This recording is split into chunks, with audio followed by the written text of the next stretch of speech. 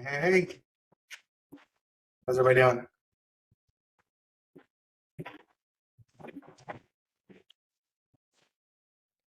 Good, how are you? Yeah. I am so great. Thank you for asking. I don't even know who that was. Look at Hottie. hello. All right. Who do we got?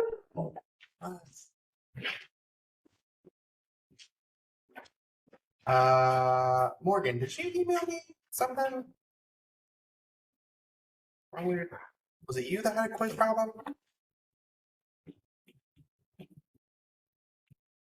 Are you listening?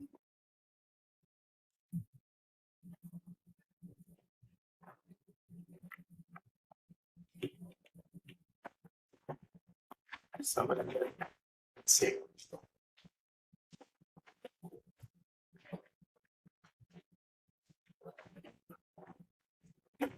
Morgan did.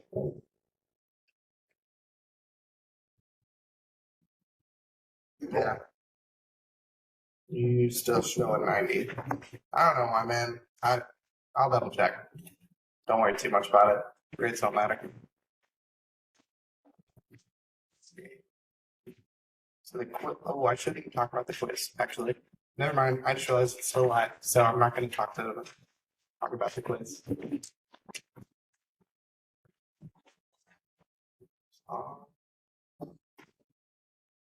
Everybody ready to get started? Do we need a minute?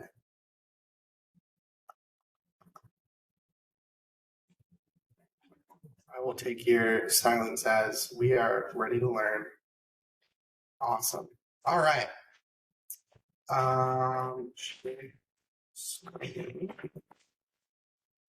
Your screen. There. Sharing your screen. Cool. That's what I wanted to do.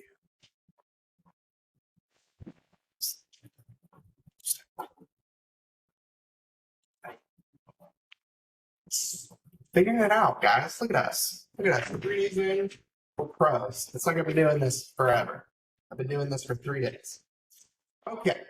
So let's talk about the heart, chapter 19. I realized there's a problem with the syllabus, and that is that I touch stuff and mess it up. So the thing about the syllabus is I think it says blood and endocrine on the first test. It also includes the heart. If you look at your module things on your left side of your blackboard, everything in module 1 is exam 1. And I know that because I didn't write the exam. And I read the exam and I was like, oh, crap.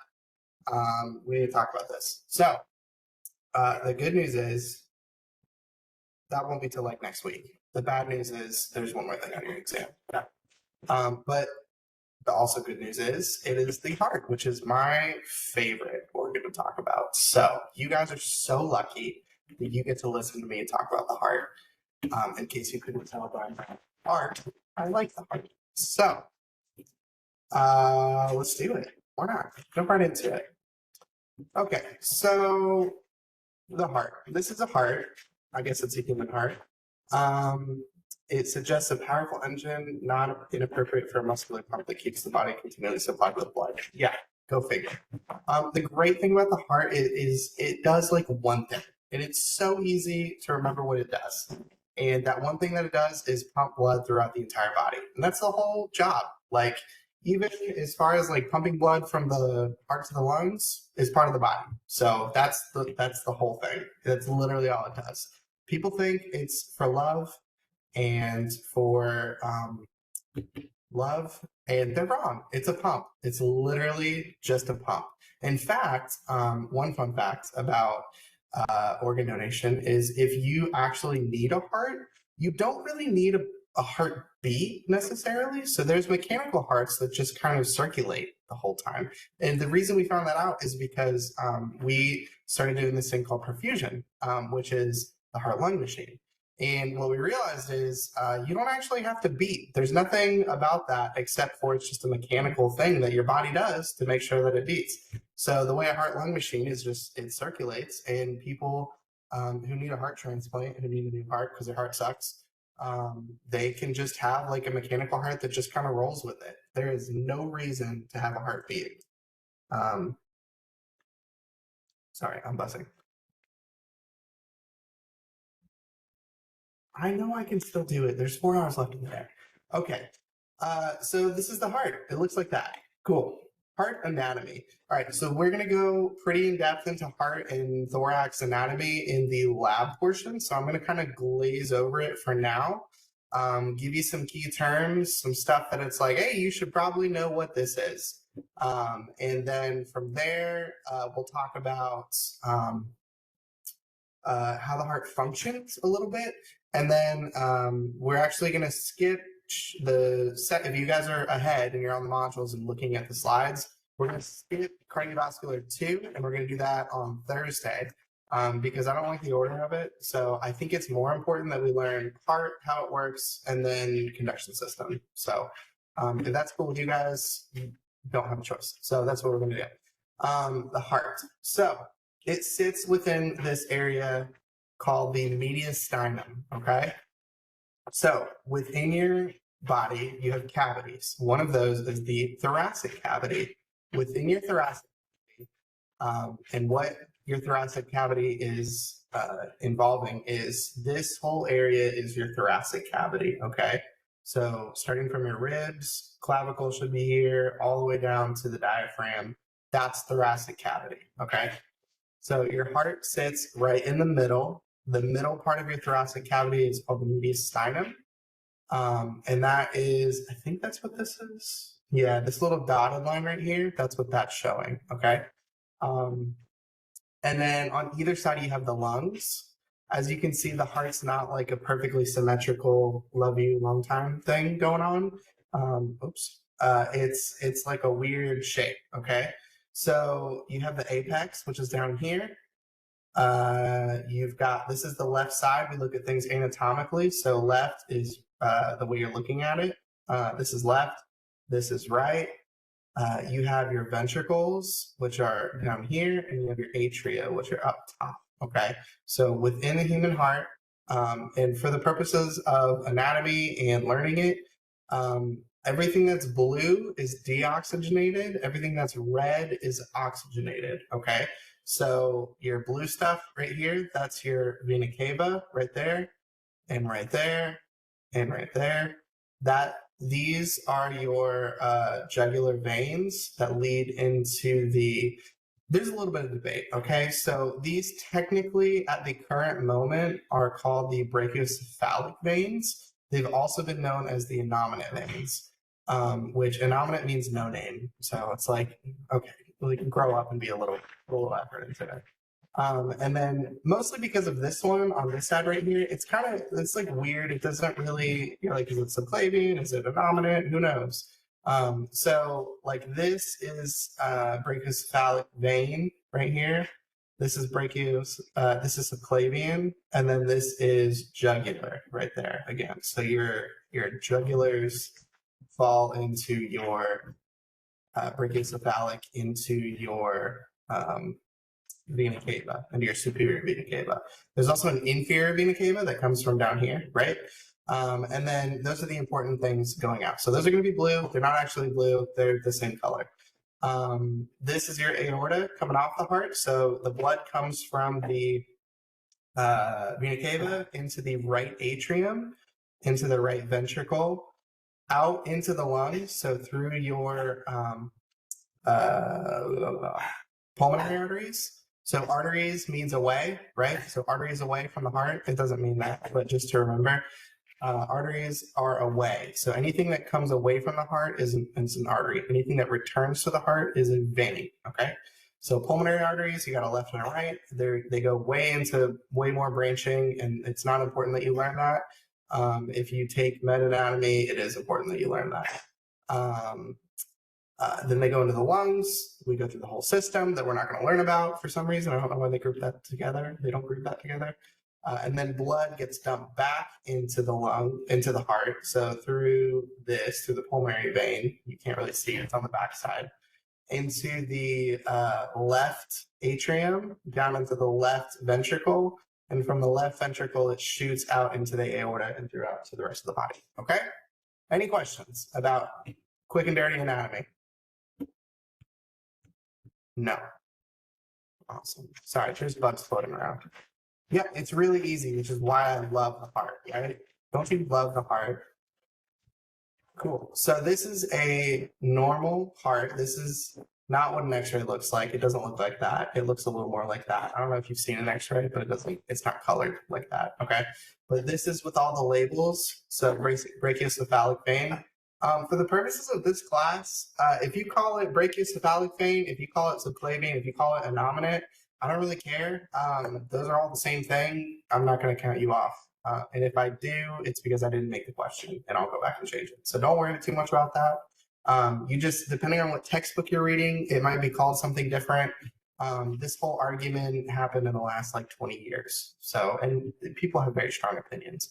So anatomists have not come to necessarily a solid answer on that. So just for that, it could be anything, right? Where we do know is the superior vena cava, right? So blue into the atrium, into the ventricle, into the artery, to the lungs, and then it comes back over here on the backside into the atria, into the ventricle, and through the aorta, okay? This is an ECG. It's going to be really important that you figure out how to read an ECG. Not necessarily how to read one. There's going to be some like things that are going to be really crazy, and we're going to be like, hey, you're going to need to know what a STEMI looks like, because it's really easy to figure out what a STEMI looks like, right? But you're going to need to know the parts of an ECG, okay? And we're going to talk a lot about this during the electroconduction part of the heart stuff on Thursday. I'm going to be quite honest. The reason that I am going to do it on Thursday is because I need a refresher. It's been a hot minute since I looked at EKG. When you work in organ donation and tissue donation, people don't have EKGs. You don't really care. So yeah. So EKG, it looks like that. Oh, that brings me.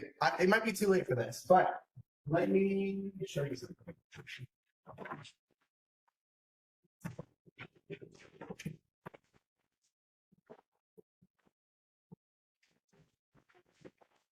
Right, but if you're going to nursing school, you're going to want this. This is called the only EKG book you'll ever need. And it was written by Malcolm Thaler. And I don't know what the ISBN number is, but fun fact about college: you don't have to buy the actual books. There's a website that you can find foreign editions. This one is one of my proudest finds. It's the South Asian edition. It is a normal English book, and it looks like that, and it's the exact same book, but instead of $60, it was like $11, which is awesome. So go find this book, the only EKG book you'll ever need. If you can find a digital copy and read it before Thursday, that would be so cool, and I would be so proud of you. But I don't blame you if you don't. But it will tell you all about EKG stuff, and it's very reader friendly. So like it literally starts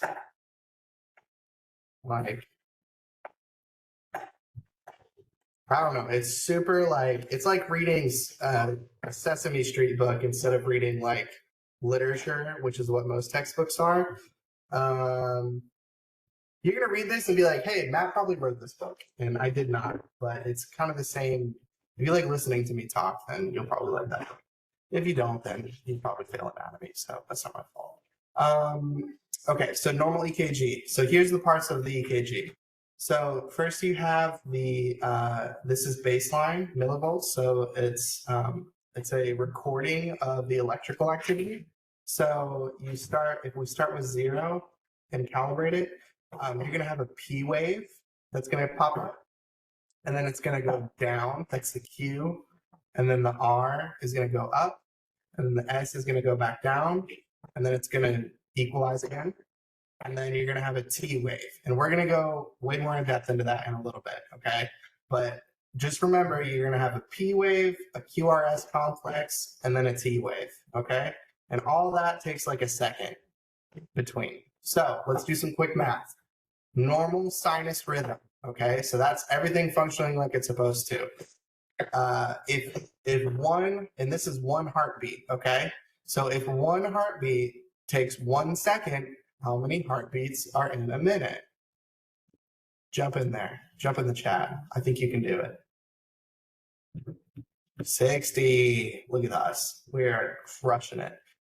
So there are 60 heartbeats in a minute. 60 to 80 is normal sinus rhythm. Okay. Awesome.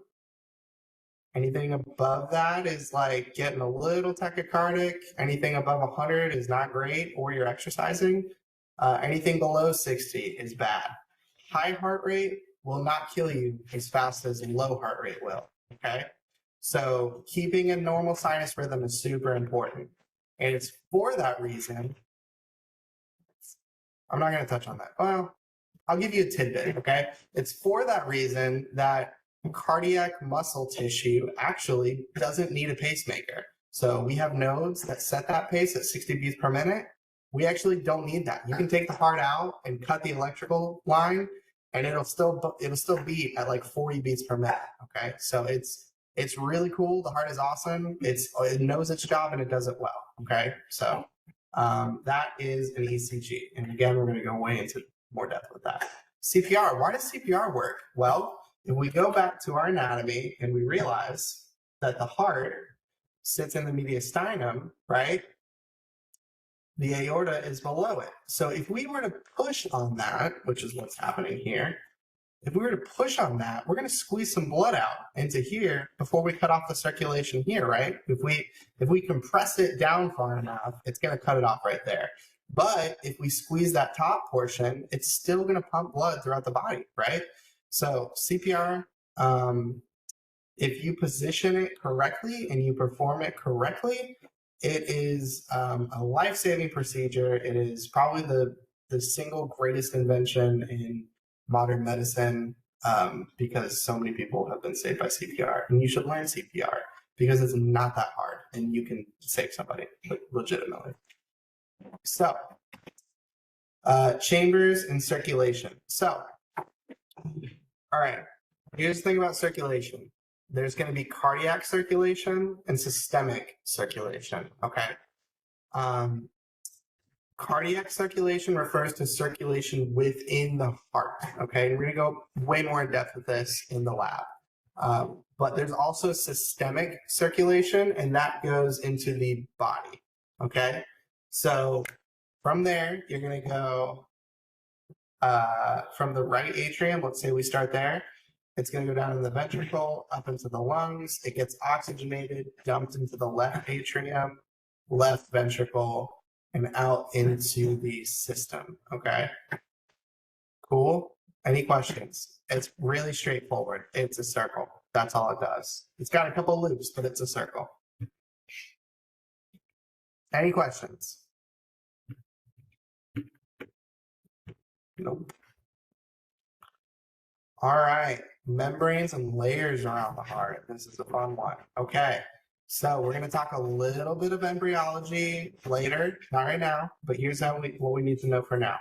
There are 3 layers of pericardium, and there are 3 layers in the heart of myocardium. Not 3 layers of myocardium, actual heart tissue. Okay.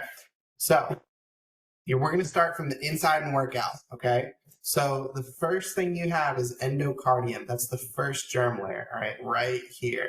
This is all blood, okay? So if this is a cross-section right here, this is the inside of your ventricle. And it starts with the endocardium, which is super thin, okay? Then you have myocardium, which is where all the real stuff happens. So this is more of like a protective coating. This is where the magic happens. This is where all the work gets done. And then you have epicardium that is fused to the visceral layer of serous pericardium.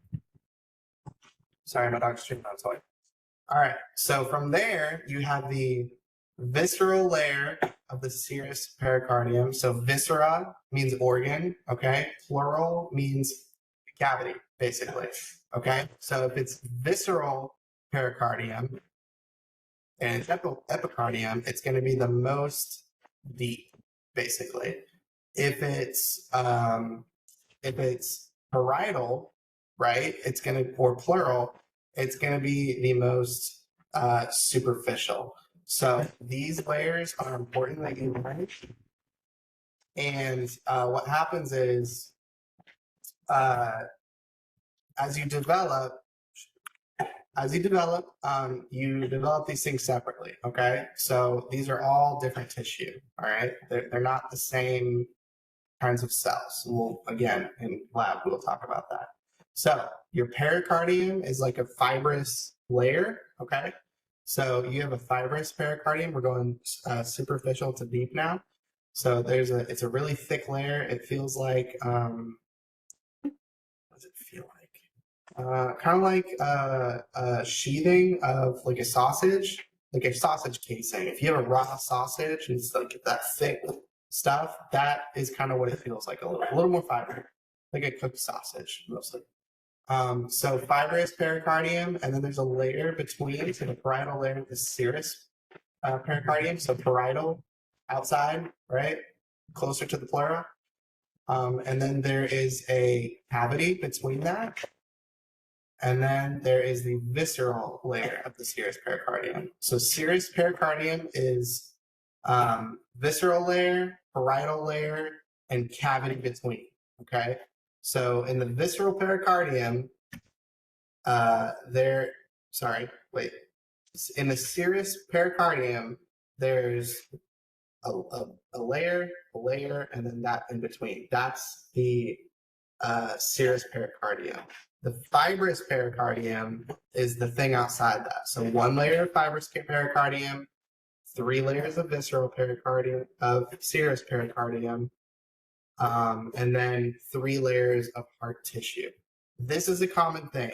Okay, so when we get into, and I don't know that we'll get this in depth when it comes to like stomach and all that. I'm barely hanging on by a thread. Haven't gotten that far.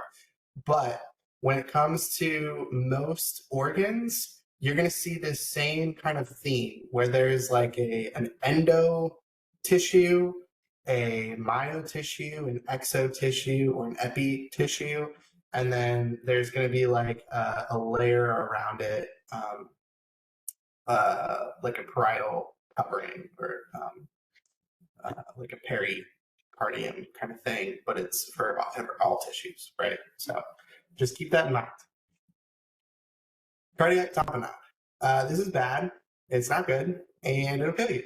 So this is what happens when you get fluid builds up in this layer in the pericardial cavity. So normally you have about 5 to 10 milliliters of pericardial fluid right there. It's just extracellular fluid that kind of sits right there. The reason you have that is because the pericardium keeps the heart in place. So that's what sticks to the inside of the mediastinum, right?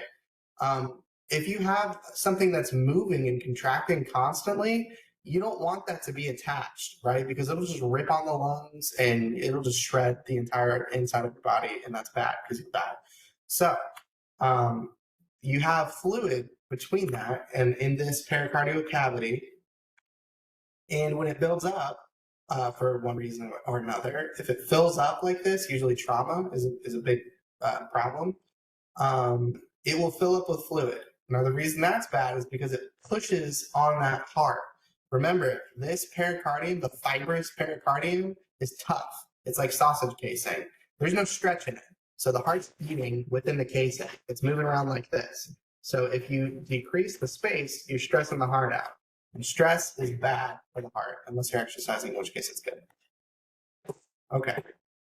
So external anatomy of the heart, we're going to get into in lab super in depth. You're going to love it, and I'm so excited to teach it to you.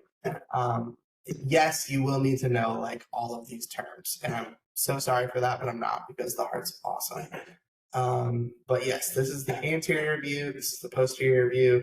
You'll notice the apex always hangs to the left. If it hangs to the right, it's not necessarily a problem, but that can be an anatomical variation. Hang on. Give it back.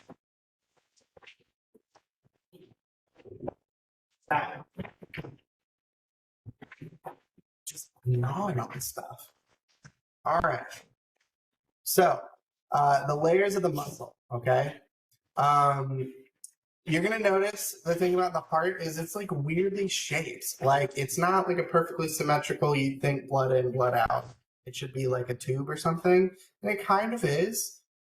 But it's weirdly shaped. So with that said, you're gonna notice that especially when you get the histology section, cross sections in the same plane will not necessarily yield the same image. So if you put a cross section right here, and you're looking at it this way, you're going to see a bunch of like circles, right? Because the muscle fibers are going in that direction. But if you do that same plane here, right, you're going to see more like elongated fibers, right? Because you're going to see you're flipping them on their side. So instead of seeing this, you're seeing this. So the way the heart contracts is through this weird muscular system. Okay, it's a swirling pattern, which is cool, and it's really good at pumping blood, which is really all it's there for. Okay. Let's see. All right, right ventricle versus left ventricle. The point of the right ventricle is to pump blood from the heart to the lungs. It doesn't have far to go. You don't need it to be ultra powerful, okay? The point of the left ventricle is to pump. Hold on 1 second. I'm going to Google something real quick.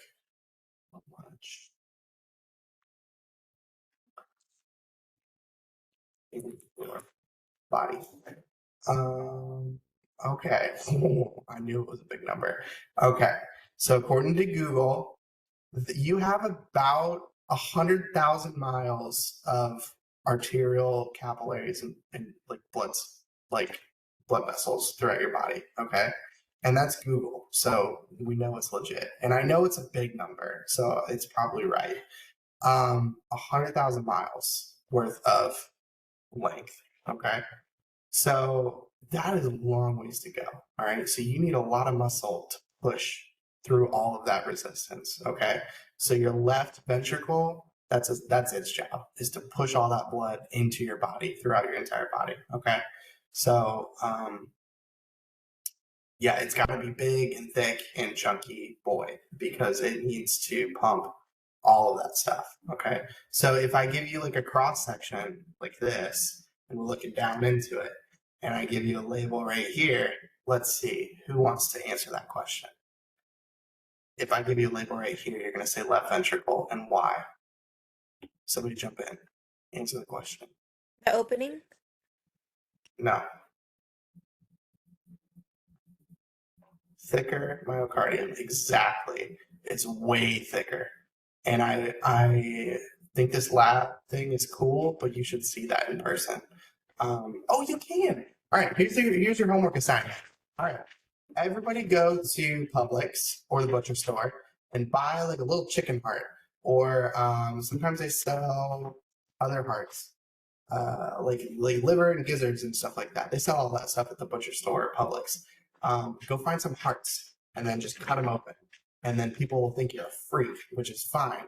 But you'll learn way better if you just do this in your kitchen. I promise. Because you'll see it up close and you'll be like, oh, that's thick. That's way thicker in person. Okay. You don't have to do that, but I would recommend doing it. If you want to know what else you can buy from Publix to simulate lab, send me an email and I will send you a list because that's fun. All right. Why are you not clicking? Click. Okay, so the internal anatomy of the heart. Again, you're gonna need to know all these terms. I'm sorry, it's not my fault. It's like pretty important. So for now, here's what we're gonna talk about. So the atrium, all right, and then you have valves. So there's a tricuspid valve right here, and then the ventricle, and you have certain types of heart tissue all up in here. YouTube has good heart dissection videos. Yes, they do, but it's not as fun as cutting it open yourself. I promise. Okay. Just be a freak for like 5 minutes. Just do it. It's not a big deal. So chordae tendineae is in the ventricles. Trabecula carneae is also in the ventricles. You'll notice these things right here. These are not in the atria. The atria are smooth as a baby's bottom. Okay, not really. They're a little less smooth, but these are like bumpy and weird and stuff. You'll see it if you act like a freak for 5 minutes. All right. Inferior vena cava. That's not in the ventricle. There's also a valve right here, so your pulmonary valve. The cool thing about anatomy is we like to name stuff after like what it's like next to or what it does. Okay, so if you guys learned muscles already, which I think you have, like that's the awesome thing about learning like all of the forearm muscles because you can buy a fetal pig online. High five, Elena. You're right, and yes, that's correct. You totally can. I think it's on Amazon and it's $35. Yes. So I don't even know what I was saying anymore. Oh, it's all named after stuff. So like your extensor muscles. So this is your extensor carpi radialis, right? Does that, right? Your extensor carpi or your flexor muscle goes that way. Okay. So the same thing going on in the heart. So you've got your pulmonary valve, which goes to your pulmonaries, no dirt. And then you have pulmonary arteries right here. And then that goes into your pulmonaries, which is your lungs. And then it comes back through your veins into the atrium. Again, smooth, okay? From there, it goes through another valve. So your bicuspid valve, which is this one. So on your right side, you have tricuspid. On your left side, you have bicuspid valve, okay? And then you have left ventricle down here. There's another thing, these papillary muscles, those exist on both sides, but not in the atrium, right? And then there's something in the middle of that called the intraventricular septum. That's super important. Epicardium, myocardium, endocardium. That's correct. And then from there, it goes out into the aorta. Cool? Sounds easy? The heart is so straightforward. And there is like literally nothing. Like there's nothing tricky about the heart. There's never anything tricky. It's so straightforward because it has one job. That's it. All right, what are the valves? What's the point of them? Okay, so this is let's see, we're looking down. What we've done here is we've cut this section off right here, and we're looking straight down into the heart, okay? This is a terrible picture because the valves are never closed all at the same time, okay? And that'll make sense in just a minute. So let's talk about parts of the valves, okay? So you have your tricuspid valve, which is on your right side, right? So this is right, and this is left. Wait, right? Tricuspid valve, right? Yes, okay. So this is right, this is left. You have your aorta and your pulmonary valve, okay? So on your right side, you have the tricuspid valve. Each individual thing right here, this is a leaflet, and they have names. And I'm not going to make you know those because it's like way more than you need to know. But I could, and that would not be nice. Same thing with all of these valves right here. These leaflets all have different names. So your atrioventricular valves, they don't have a crazy name. It's just atrioventricular. So these cusps or leaflets, right? There's tricuspid, so 3 cusps or leaflets.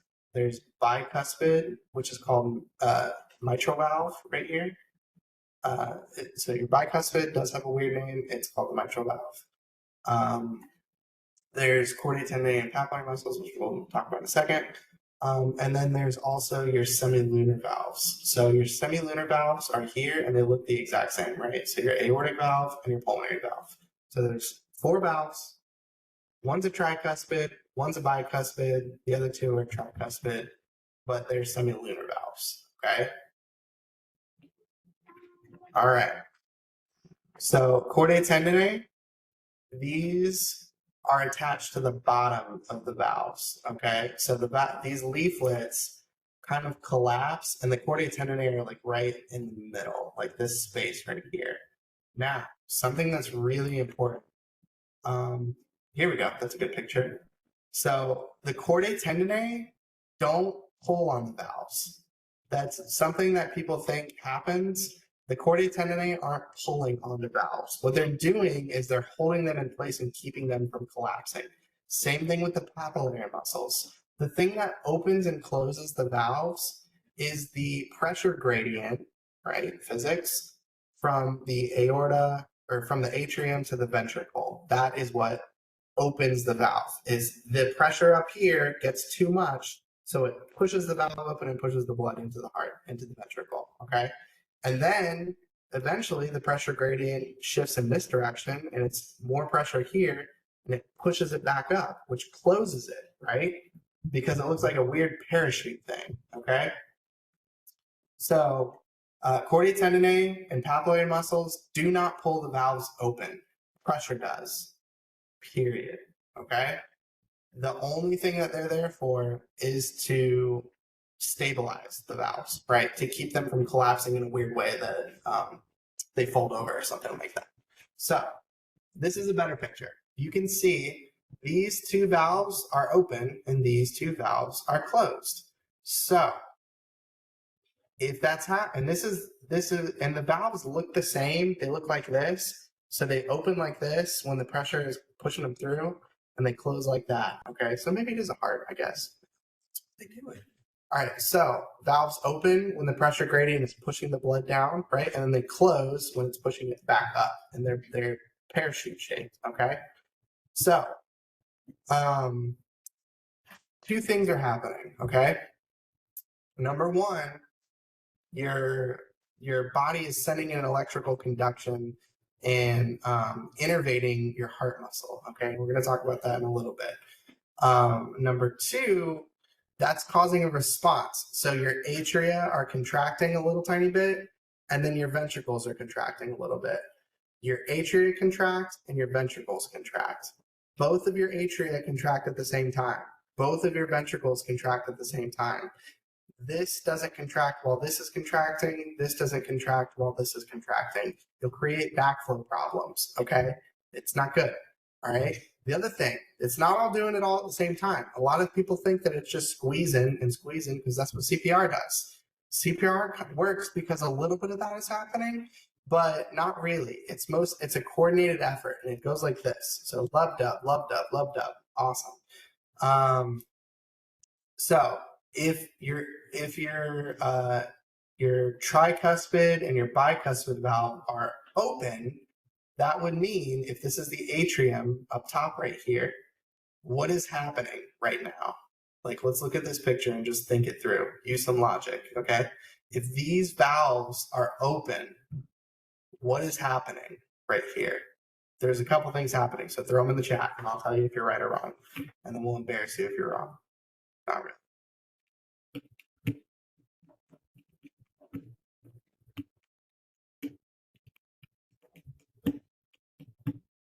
Nobody's answering. You're all wrong. You all embarrass me. Blood flow. Yeah, blood flow, but which direction though? Where's the blood coming from and where's it going to?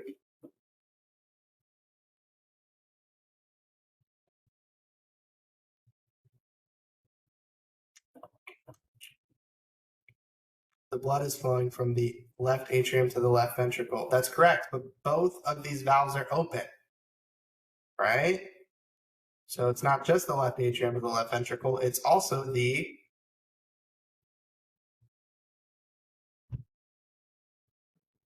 incorrect, not to the lungs. Loser, I'm just kidding. The right atrium and the right ventricle as well. Right. So both atrium contract at the same time, both ventricles contract at the same time. So you have ventricular filling happening, blood's coming from the atrium to the ventricles. We've overcome the pressure gradient that's required to push those valves open, and we're putting blood from the atrium into the ventricles. If blood is going from the atrium to the ventricles, is it going anywhere else? Yes or no?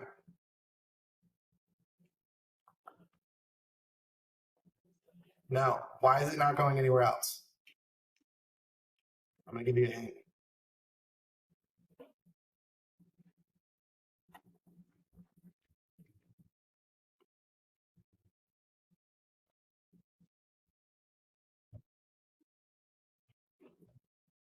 Why is it not going anywhere else? Because they can't all contract at once. That's correct. And the blood's not flowing because it can't, because this valve is closed, right? So if that valve's closed, is there blood flowing through here? No. The answer is no. I'll give you that one. That was a pretty straightforward question. So if blood is going from the atrium to the ventricles and these valves are open, it's not going into the body and it's not going to the lungs, okay? If it's going through the aorta and the pulmonary artery and these valves are open, what's going to happen to these valves up here?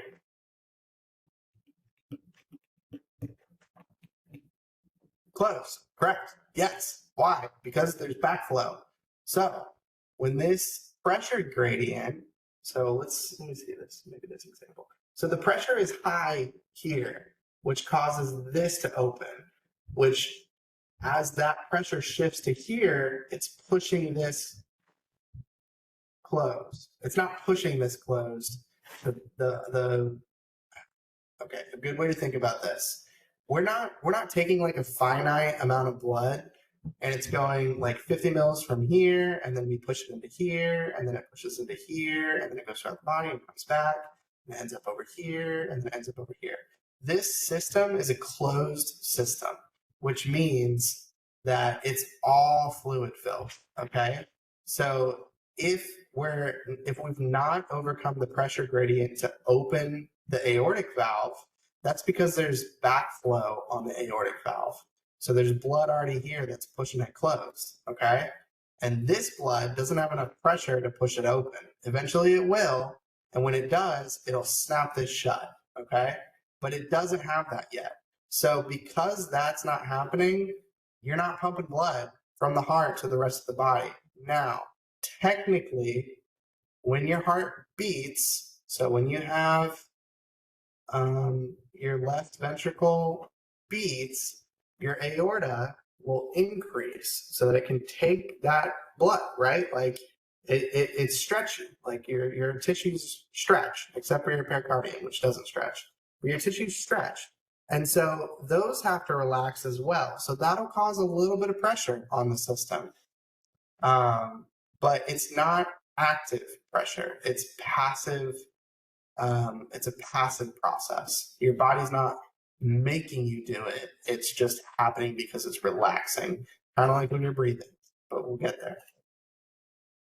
All right, so great. So same thing. These two are open, which means the blood's not flowing in the heart at all. So if the ventricles are contracting, there's no blood moving from atria to ventricles. Why is that important?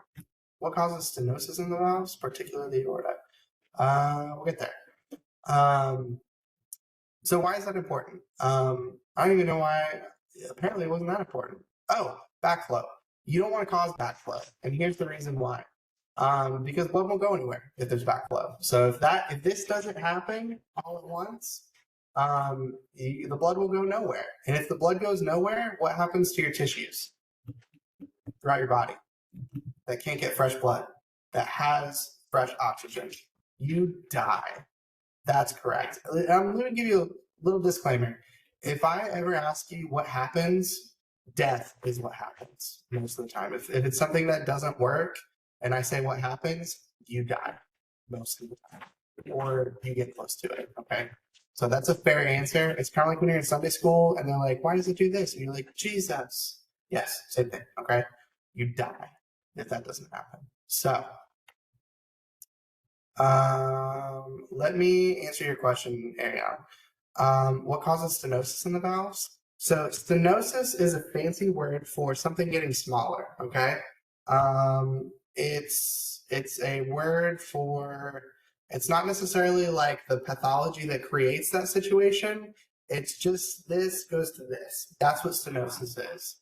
So let's Google it. What's like that?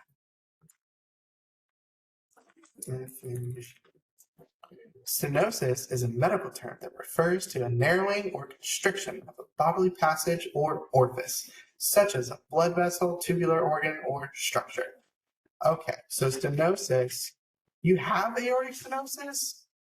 Oh God, don't die. Things are due. I So was aortic diagnosed at stenosis. 13. Do what?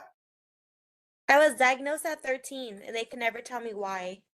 Yeah. So stenosis is a general term for something bigger getting smaller, right?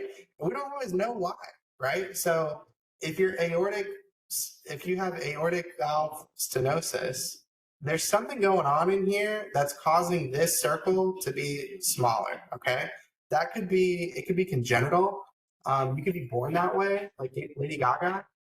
It could be broken because it didn't develop correctly, which would be congenital, which is the exact same thing. It could be broken because of disease. So you could have gotten a weird disease when you were little that your parents never took you to the hospital for, and it caused a problem that is showing up later in life.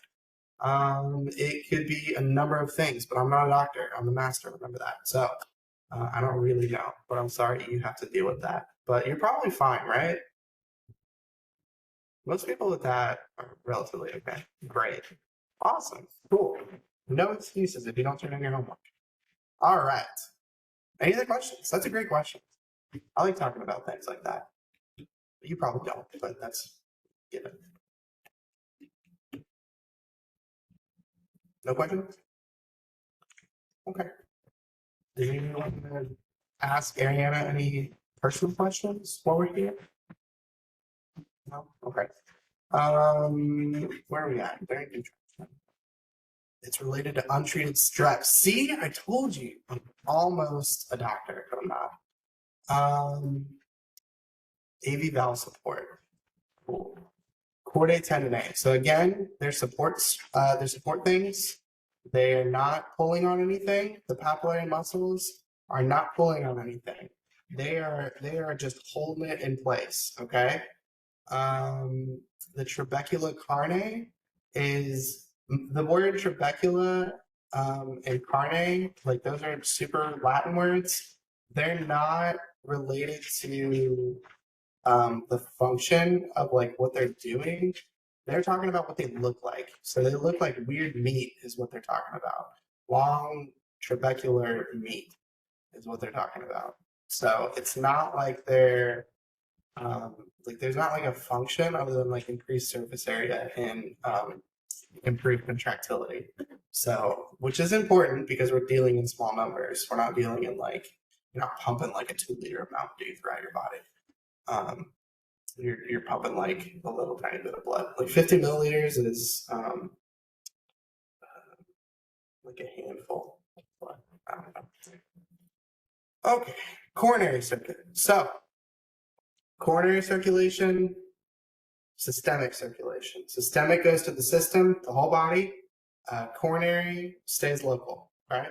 So off, and again, we're going to talk about this in lab because it's mostly anatomy, it's not physiology. But off your left corner, so off of your aorta, you have branches. So you have little arteries that kind of shoot off here like this. They look like this in person or in pictures because they're like enhanced, but they don't look like that in person. They're like flat to your heart tissue, and they're really hard to find.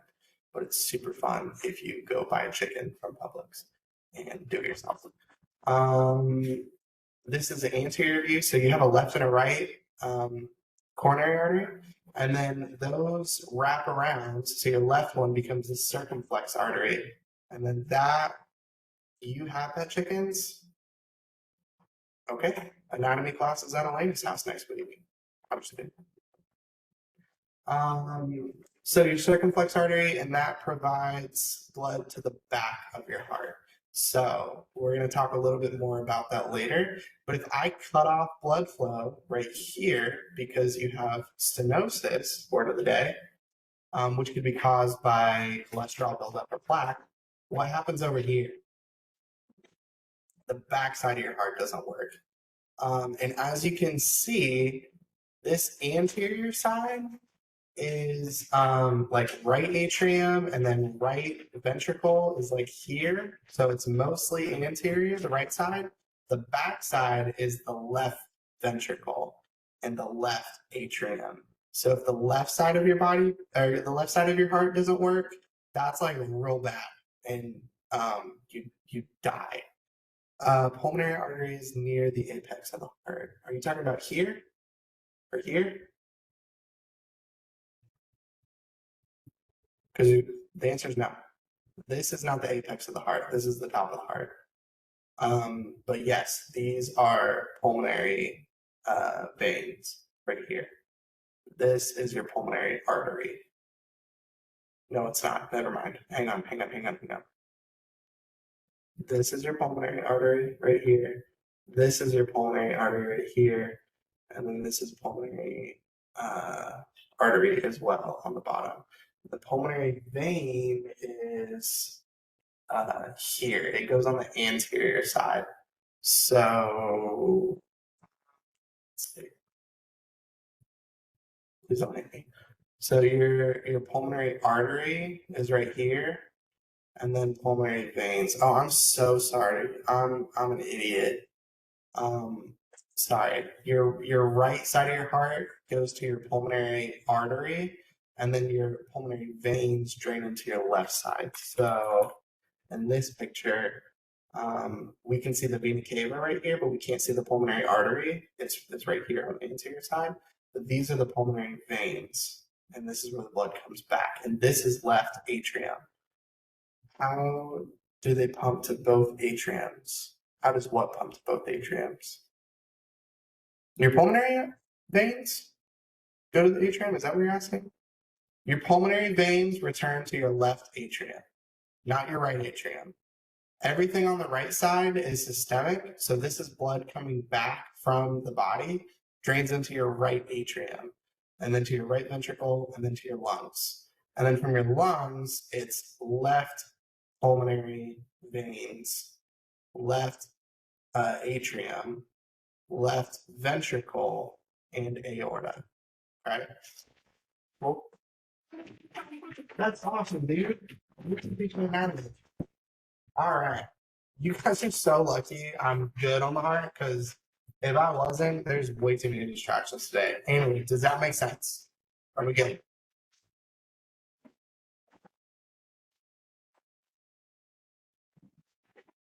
Yes. Okay. We're going to talk really extensively about this in lab. Okay. And then we're going to go slaughter latest chickens next week. Atherosclerotic coronary arteries. Those are bad. And atherosclerosis is what happens when you block them, right? So atherosclerosis is a buildup of sclerotic tissue or atherotic tissue. I don't really know which one is which. But that happens throughout your whole body. So like your veins can get pretty gunked up by cholesterol and like damage and stuff like that. Fun fact, cholesterol doesn't build up into this ball that blocks it. What's happening is it's shredding the inside of the artery. All right. So the cholesterol is going through and cutting the artery, and then that damage is being fixed by your body. Okay. So as it gets fixed, it creates almost like a scab, and that's what atherosclerosis is. And we'll learn a little bit more about that when it comes to vessels, and we move on to the next section. But it's actually an immune a response that your body kicks into high gear, and that's what is bad. The thing about your body is it's really good at trying to keep you alive, but sometimes it tries way too hard and it'll try to kill you, which is not good. So a lot of times things that are happening, like a fever, for example, it's just your body getting in its own way of like, kill the disease. But then it gets too hot for me and I can't survive, right? So coronary artery disease. This is an angiogram. So you can see right here, you see how these are like real smooth and evenly shaped, and they look like a weird carrot, but then it gets too thin over here and it thickens up a little bit. That's what's going on right here is sclerosis. So that blood is getting pumped and then blocked and then pumped. Okay. What I would recommend for you guys, because you can find this on YouTube, is go YouTube some stent procedures. So like what they'll do is they'll put a stent in there And the YouTube video will show this image right here, and then you'll see him shoot a little wire in there, and then they'll put a stent there and open it up, and then they'll show it again, and you'll be like, oh, that was really blocked. That's bad. Okay. So if this happens, you can, if it gets occluded and you're not getting enough oxygen to this part of the heart, that's really bad. Okay. Because you'll die mostly. First, your cardiac muscle will die. And then because you can't pump fresh blood to the rest of your body, the rest of your body will die. And that's not good. Cool. That's all I got for the first section. Any questions on like basics of the heart? Anything on here? You guys post your questions in the chat and I will flip the PowerPoint.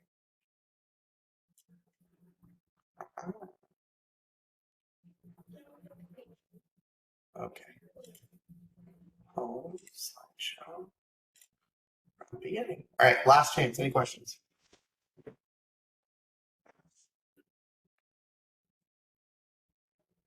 All right, moving right along. Cardiac cycle. So this whole system, there's a cycle to it, okay? So this thing, I don't know where to point with this. My screen's over here. I got two screens. My camera's up top, but this is what I'm pointing to is the PowerPoint. So just pretend I'm like it's to the side of me, okay? This is important. Learn this whole thing, all right? Test yourself on it. Test yourself on what happens during each stage, and then learn this upside down. What's going on? I'm so glad you asked. I have 18 more slides to go on this. So this is the cardiac cycle. So this is what happens when blood comes into the heart, and then you pump it from the atrium to the ventricles, and then the ventricles out, and this is what's happening right now. So this is the whole cycle. So you're starting here on diastole, which actually you're starting here. Hang on, let me see which one it's starting at.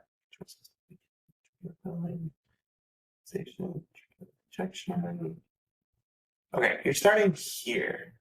This is the beginning. So the blood is coming back into the heart from here, okay? And we're going to go through each step of this. So I'm not going to get you too bogged down with what's going on right now, but the blood's coming into the atriums, and then it's filling the ventricles. And then from there, you're shutting the valves and filling the ventricles up all the way. And then the ventricles are pushing blood out and shutting the valves so that it can't go back in the atrium. And then it's going to blast blood through those valves into the pulmonary artery and into the aorta, okay? So there's some words there. So relaxation is called diastole, okay?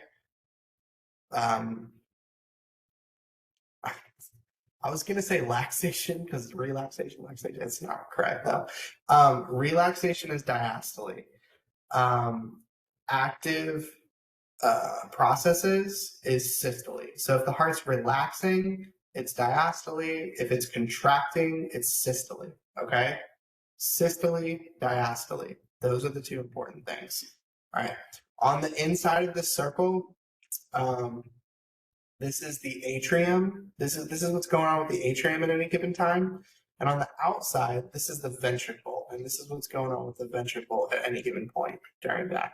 So I might give you like a thing right here, like a little pin, and go, what exactly is going on right here? And I need you to know that there is ventricular filling from the atrium, that the atrium is in diastole phase right here.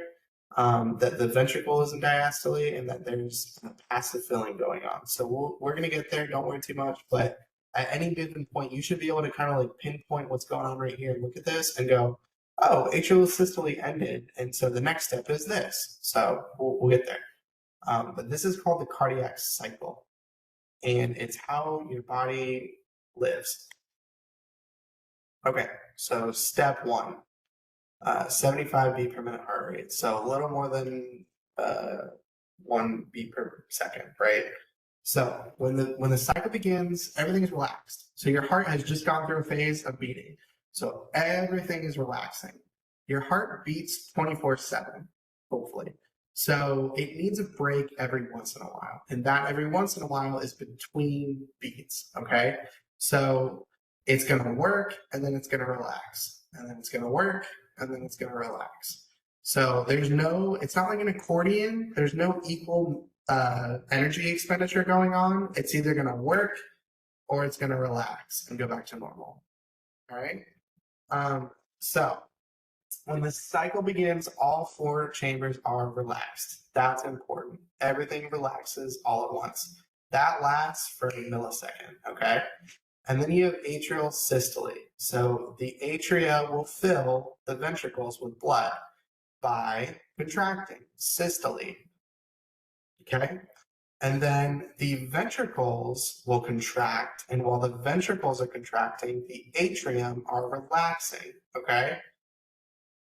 And then after the ventricles contract, so there's 2 phases to that. So the first phase is it's going to push the AV valves closed, but not enough to open the other valves. So we're creating a bomb is basically what we're creating. We're increasing the pressure on the ventricles. We're closing the valves so that it can build pressure. And then eventually we're going to get over the hump of pressure gradient, and we're going to push blood out, and all that stuff is going to build out. Basically, at this point, we have thrown the Mentos down into the Diet Coke and shaken it up, and we're waiting for the top to blow. And then eventually, we're going to overcome the pressure needed to blow the top, and it's going to shoot out throughout the whole body. And it's a lot of pressure, okay? So from there, we're going to squeeze the ventricles and systole, and that's the second phase of ventricular systole, and that's ejection, okay? So this word right here, isovolumetric contraction. You might also see it as isovolumic contraction. So volumic. It might not put the ETR in there. I don't know who wrote the test, but it might not be in there. Okay. So in isovolumetric contraction, iso, same, volumetric, volume. So you're not increasing the volume from the atrium to the ventricle. You are contracting the ventricles and keeping the volume the same. So physics, PV equals RT, that's not right. PV equals, why do I keep saying pressure? It's the pressure volume equation. You guys know what I'm talking about. So if pressure is increasing and volume is not changing, and the space that's holding the volume is decreasing, then your pressure is going to increase, right? We'll see that in a second. So ventricular systole.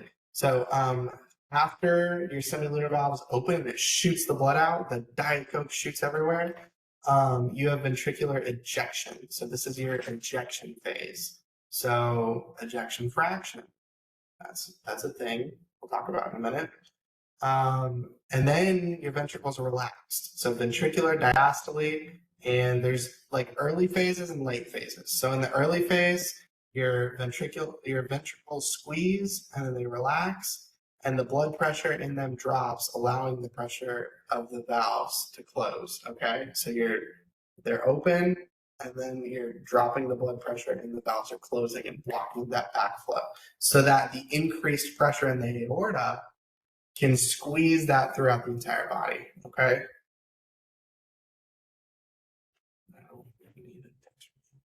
Okay, and then the pressure is equalizing again. I'm so sorry that I'm distracted today. There's too much going on. And then in late diastole, so towards the end of the ventricles relaxing, pressure will fall and the AV valves will open, which will allow pressure, because remember, it's a closed system. So as you're increasing the pressure on one side, it's pushing the pressure all the way around and then increasing the pressure on the other side. So then your ventricles will relax, but when the blood comes back around, the pressure on the blood, it's going to push a little bit of blood back in there. Okay, so there's passive filling. And about 70% of the blood that takes up the volume in the ventricles is passive. it's not active. So it's passive filling, and then the atria put a little bit more in there, and then the ventricles contract. Okay. What is happening through all of this? So I'm going to post something. It's called a Wiggers diagram, and it's going to make this way more clear. Okay, maybe. But you can see, like, so atrial diastole is happening right here. So the atria are squeezing, and then you have your P wave, and then the atria, once you hit this this threshold right here, and it goes down, and then your atria are squeezing. So they relax, they relax, they relax, squeeze, right? That's your P wave. All right. And then you're adding a little bit more blood in here. And then your ventricles are relaxed, they're relaxed, they're relaxed, squeeze. Okay. And then it comes down, and this is all squeezing. So as you're squeezing the conduction system, your threshold is coming back down. And then at the end of that, you have atrial diastole again, and then so it's your atria are relaxed, are like help and squeeze a little bit, help and squeeze, and then your ventricles squeeze, and then everything's squeezing right here, and then it's relaxing, and then you have ventricular diastole, which is right here. So this is that last little phase. So this is gonna make way more sense on Thursday, I promise. But I want you to know like the basics of what's happening at any given point, okay? All right, I'm gonna show you that Wigger diagram now because I think it's important.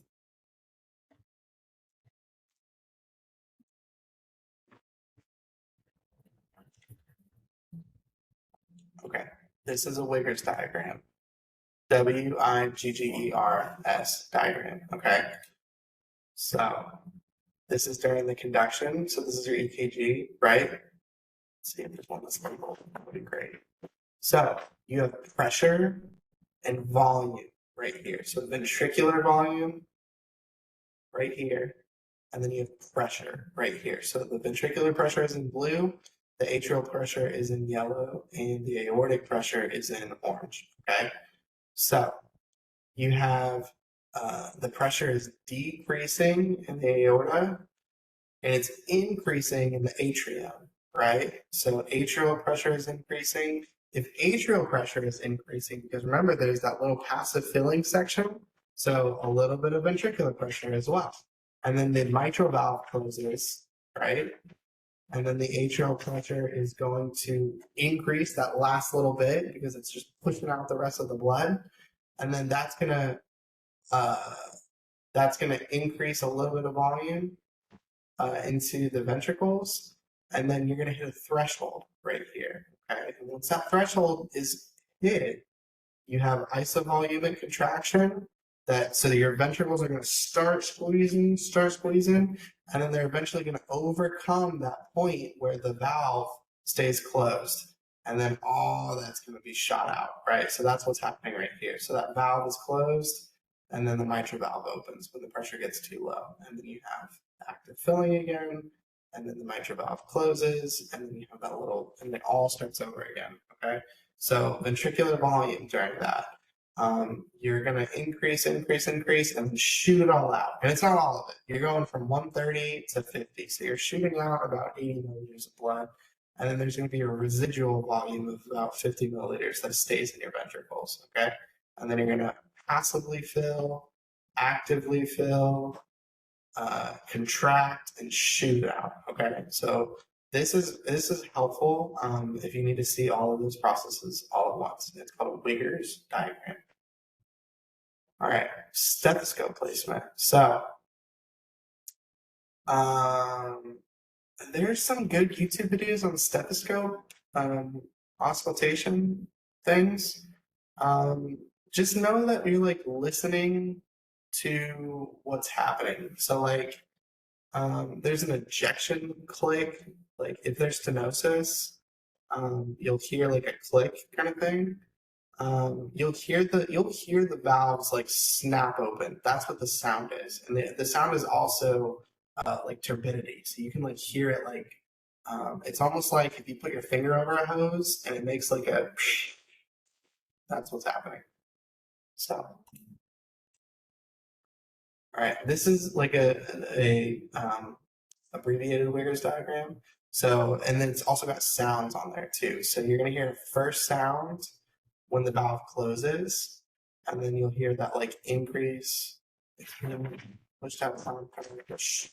Yeah, but it's not air, remember, because it's a closed system, so it's not air being pushed through. It's the blood being pushed through. The blood's brushing up against the vessels, and that's what you're hearing. Okay, so in like if it's not increasing the pressure enough that you can hear it, it's just like passively, right? No, I know it's just similar sound. Yeah, kind of. Well, I mean, kind of. Yeah, it's like a. Just go on YouTube. You'll hear it. It's like it's and that's like literally that love dub, like not really. I don't know. I'm not good at sounds. But yeah, it kind of sounds like a heartbeat. That's literally what it is. And there's actually a third sound, but you can't really hear it. Cardiologists will tell you they can hear it, but they can't. They're stupid. Physiology of the heart, the cardiovascular system. So there's some important terms in here. I want you to know what these terms are. Okay. So cardiac output is the volume of blood pumped by the left ventricle in 1 minute. So how much blood can you pump into your body in 1 minute? Okay. So heart rate is beats per minute, right? So 60, 75, whatever. Stroke volume is the volume of blood ejected from the left ventricle in 1 beat. And remember, there's a residual volume, right? So that stroke volume, it goes up and down, but normally it's about 80 milliliters, right? Because 130 when it's full, 50 when it's empty, right? There's math involved, so you can calculate all these things. So your cardiac output is your heart rate times your stroke volume, okay? And variation of either of these factors affects the output, right? So if your heart rate goes up, your stroke volume stays the same, your cardiac output will increase, okay? So if your heart rate increases by 250%, so if you have 2 times 1, that's 2, right? If you have 4 times 1, that's 4, right? That maths. So just remember, if you increase your heart rate, you're increasing your cardiac output. Why do you need to increase your cardiac output? Because your body needs more blood. Because it needs more oxygen. So things that influence cardiac output. Innervation, which we'll talk about on Thursday, hormones, fitness levels, age. There is a finite beats per minute that your heart will put out as you age, and that decreases as we age. So it's usually 220 minus your age is your maximum heart rate that your heart should be producing. So if you're 16 or 20, I guess that would be a good example. If you're 20, your maximum heart rate is going to be about 200, right? If you are 60, your maximum heart rate is going to be about 160, okay? Now that can change based off of disease and stuff like that, but that's what your heart will normally do if you're like exercising. That's how much it can keep up, okay? Affecting stroke volume, again, heart size. So bigger volume, smaller volume, fitness levels, gender, men have bigger hearts than females. It's because we love more. I'm just kidding. It's not. It's because of genetics. Contractility. So if there's like stenosis in your heart, if it's not contracting like it should. Duration of contraction, preload, which is the end diastolic volume, and afterload, which is the amount of resistance on your heart. So those all affect stroke volume, and those will change your cardiac output. Okay. So autonomic innervation. Your heart is stimulated by the vagus nerve, which is parasympathetic, which decreases your heart rate.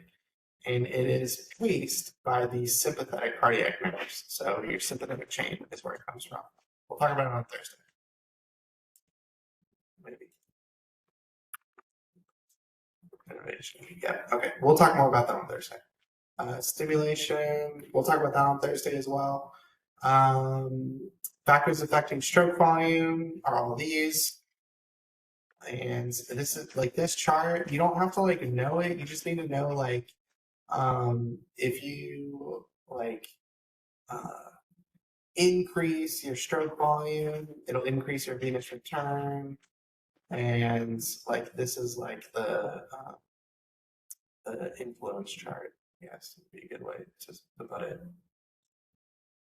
All right, development. How does your heart develop? Click on that, watch the video, or click on the link and read it. Okay. Your heart, the reason it's four chambered is because it starts as two vessels, basically. Kind of like if you're a worm, it's like a vessel that goes through the middle of it because you look like a worm at the very beginning. Okay. The only thing that's important for this, I'm not going to make you know like in-depth embryology. Just know that there's 3 holes in your heart. Okay. So these 3 holes will fuse eventually, hopefully. Okay. This is what your heart looks like during development, and then as it develops into those 4 chambers. Okay. So those 3 holes are called shunts. So you've got 3 of them: the ductus arteriosus, foramen ovale, and ductus venosus. Okay. The ductus, so the foramen ovale is your interarterial septum. So it lets blood go between your septums. So in an adult, you have deoxygenated blood on the right, oxygenated on the left. So you can't mix those, right? If you're an adult and you have a foramen ovale, those 2 things are mixing and you're not getting enough oxygen to the rest of your body, okay? In a baby, you're not breathing. You don't need that to work. So it doesn't even really matter. The reason you want it here is so that you don't stress out the system and it can develop normally, okay? The ductus arteriosus is a temporary vessel which connects the aorta to the pulmonary trunk. So same thing, these are connected and then they're not connected. And then the ductus venosus links the umbilical vein to the inferior vena cava. So this is the umbilical vein. If this is the placenta, this is the umbilical vein. It goes to your umbilicus, right? Your belly button, which is connected to your liver and which is connected to your heart. So those are the 3 things: ductus venosus, ductus arteriosus, and foramen ovale. Right? Those will close. They should. If they don't, it's called a congenital heart defect. Okay? So the second you breathe, when you're pushed out into the world or cut out into the world, as soon as you hit oxygen, all of this, it will trigger a cascade of events that will close these. Okay? So within 24 hours, all of those will heal over and close, or should. If they don't, it's bad. Okay? So just know that it's not good. This is like what happens when all of those don't close. But just remember that the result is that deoxygenated blood and oxygenated blood will combine. And that's not good because you'll die. Disorders of the cardiovascular system. We're going to talk a little bit more about this on Thursday, so don't worry about this too much. That's all I got. Look at that. 3 minutes late. Cool. I'm going to stick around. If anybody has any questions, then I can answer them right now. Like maybe do like a little office hour thing. Is that why they tap the babies in the back when they are born? No. That is so that they clear their airways because there's fluid in the airways, right? Like you're floating in embryonic fluid. So they're hitting the back so that they'll cough it up, right? And when they cough it up, they breathe in oxygen in return. So like kind of in a roundabout way, they're mostly trying to get all that crud out. So that the babies cough out the fluid and start breathing air for the first time. They will, they're trying to clear that out. Because if you are born, and the second you're born, that blood flow from the placenta will start to stop. Okay. There's a little bit of benefit to like letting it continue, but the placenta is losing blood flow every single second. So it's becoming necrotic and you are pumping bad blood into the baby, right? So They need that oxygen source to go from the placenta, which is actively dying, to the baby, which is actively trying to not die, right? So you got to clear that airway so that it starts breathing oxygen for the first time. When you breathe oxygen for the first time, a lot of stuff happens, like a lot of stuff, because you go from being a fish to a baby, which is cool. Did that answer your question? Kind of, but not really, is the answer to your question. Know the password needed to watch the recordings. It should pop up and give you a password. Whenever you click on the recordings, it'll say, here's the password. And then you have to copy it, and then it'll open up, and then you have to paste it. That's on WebEx. I'll post the recordings on Blackboard, though, so you shouldn't have to do that. Hopefully. If I figured out Blackboard correctly. If not, you're screwed. Not really. Yeah, usually the password will pop up, but for some reason it just wasn't. So I wasn't able to watch them. But that's okay. Did you watch it on Blackboard or on WebEx? WebEx. Try it on Blackboard. Try to find it on Blackboard. Okay. There's a little bit of a lag time, so like I can't copy the recording over usually until the next morning. I haven't stayed up late. I usually like when we're done at 8:30, I go to bed. And I might grade a little bit, but I'm mostly falling asleep. So I don't know how long that takes, but it's usually ready in the morning. When I get to work, I'll copy it over. So they're usually going to be available Wednesday morning and Friday morning. Yeah, that's normally they like go live to be able to like access it the following day. Yeah. I don't know if it's ready on WebEx. So I've never tried to access it like immediately after. So. Okay, I'll give it a try and then I'll shoot you an email tomorrow if I can't find it. Okay. Give me a little bit to upload it. I'll try to do it first thing. I'm not going to work. I'm not going to work anymore. So I'll get up and do it when the kids leave. I'll do it Friday. Okay. How you guys doing? Are we feeling good? Anatomy's fun, right? Hopefully. Yeah, doing better. The first week or 2 weeks was nerve-wracking, but getting there. Good. It was nerve-wracking for me. Yeah, I don't know if I've told you guys the whole story. I applied for this job like May or something, and I think they tried to hire me or interview me like before the summer, and then like it just broke loose and like I didn't hear anything. And then Dr. K emailed me and was like, hey, let's interview like August 1st. And I was like, okay, cool. And then I did that. And then she was like, oh, by the way, you're hired and we're starting tomorrow. And I was like, oh, great. How much money am I making? And they didn't tell me that until today, actually. So I knew I was getting paid. I just didn't know that I was getting paid yet. So yeah, I've been volunteering up until now. And the way the pay structure works is they pay you at the end of the month, but only in the first two. So so in August you don't get paid until the end of September, and it all like builds up. It's a whole thing. Wondering this as well. What's the homework you spoke of? Don't worry about that yet. Top hat work included in our grade. Not right this second. I talked to Dr. K about that. It's supposed. Let me tell you in lab because it'll be in lab that we're gonna do that. I'll start out lab explaining top hat and what the situation is. I just don't want to. I want it to be at the front of the lecture because I upload these lectures to a different class as well. Quiz is not with the lockdown, but tests are. Yeah, the reason the quiz that's up right now is not on lockdown is because I have no idea how to work it. But as soon as I do, they'll all be on lockdown. But you're welcome for me being incompetent. Fun fact, I know Canvas pretty well. I don't know Blackboard. So this has been exciting.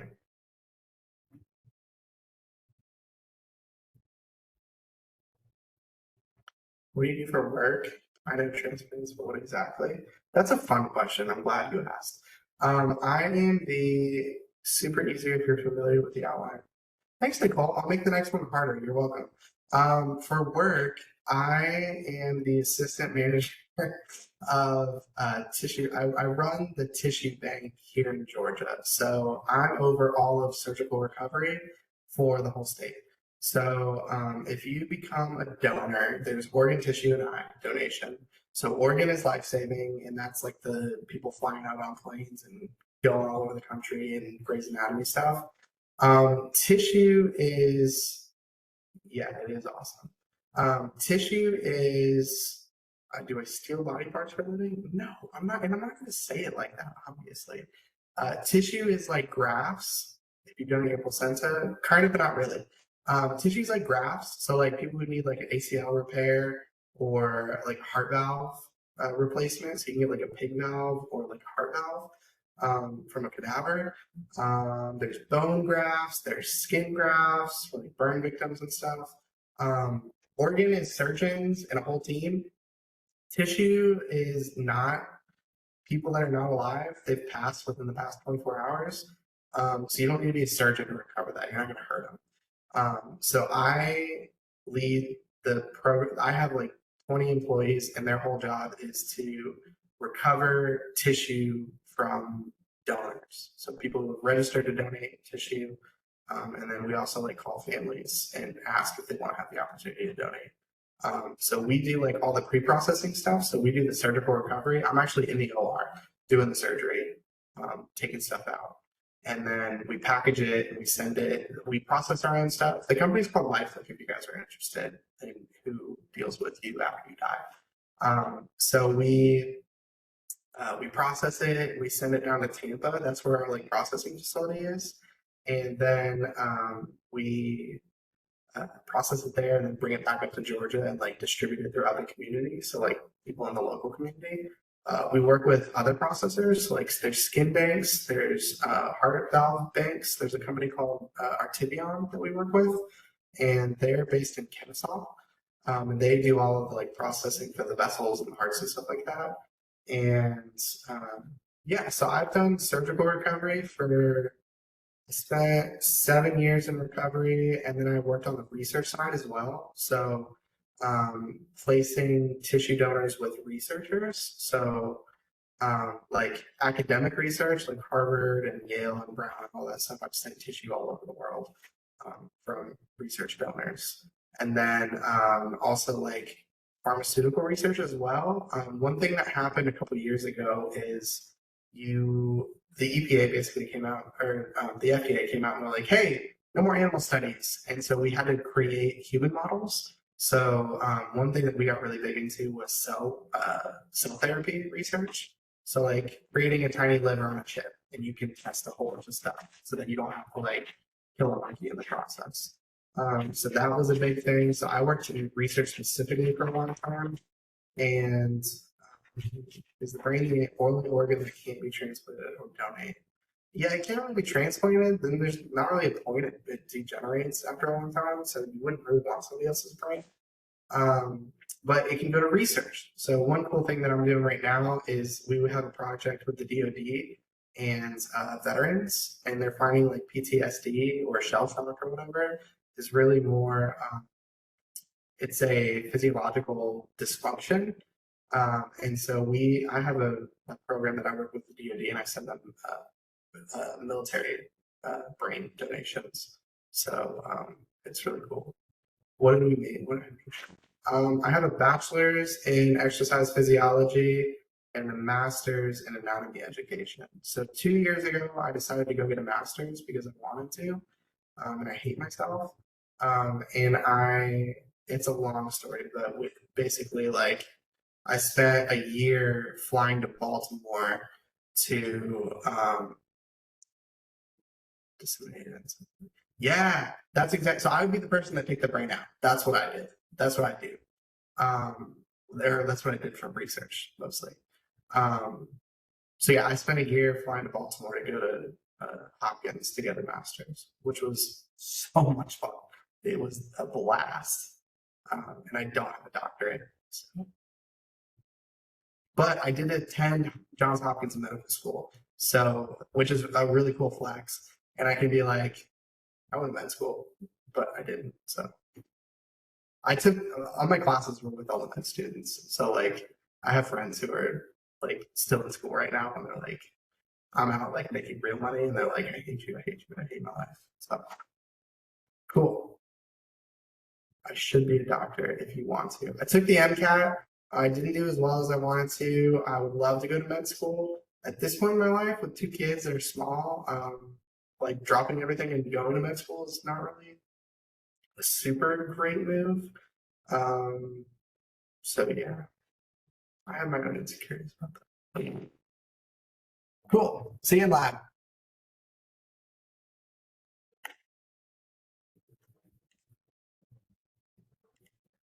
Oh, I totally would go at 35 with 3 kids. It's just at the current moment, not. I'm doing a lot. I'm teaching and working full time. So yeah, see you in lab and meeting. Bye, everybody.